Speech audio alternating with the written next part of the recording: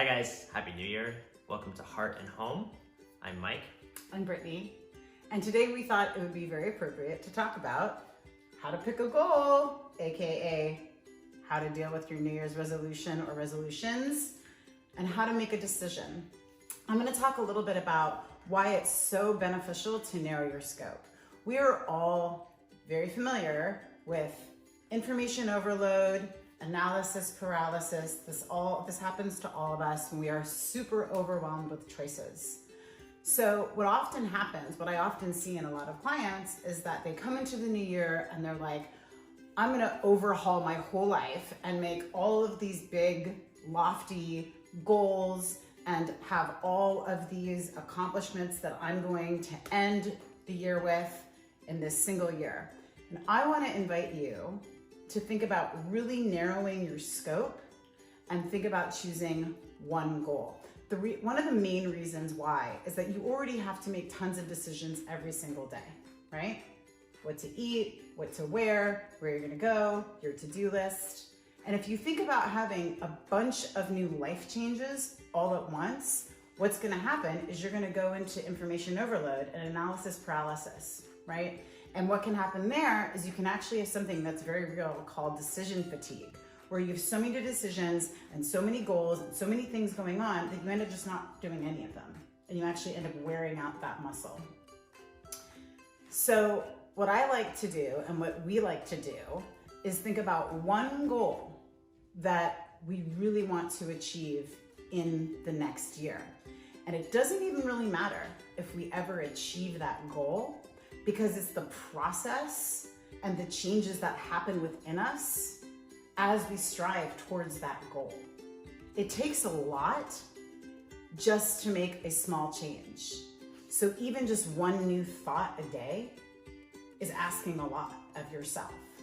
So I want to invite you to think about one goal, to think about one new process or thought that you can have every single day.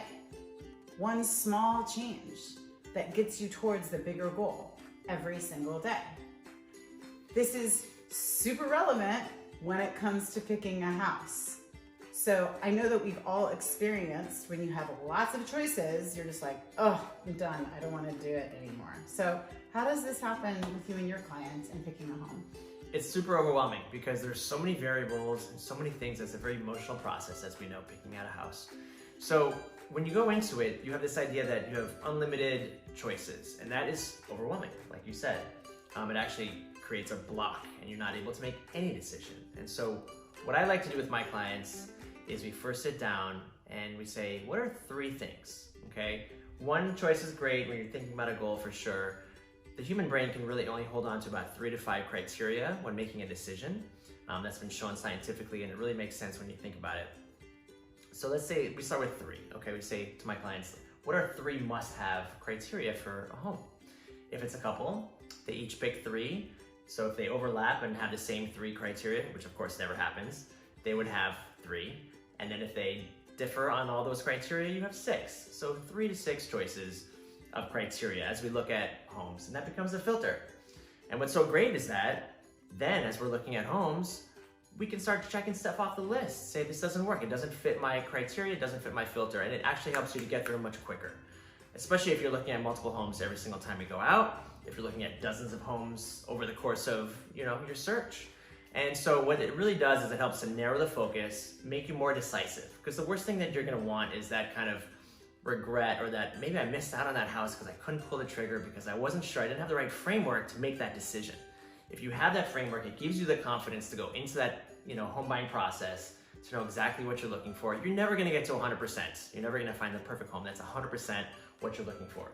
If you can get to 85%, you're gonna have an awesome house. You're gonna be stoked. You're gonna have a home you fall in love with, okay? So really narrowing that scope, what are the must-have 3 items I wanna say that I find in a house? And if I have a partner, what are their 3 items? Together you have this list. It makes it so much easier. You don't have to worry about missing out on something, and it just helps you to execute, that decision. And I think in the end, overall, just don't forget to enjoy the process, because it's really just about enjoying the whole process along the journey. Happy New Year, you guys. Happy New Year. Bye.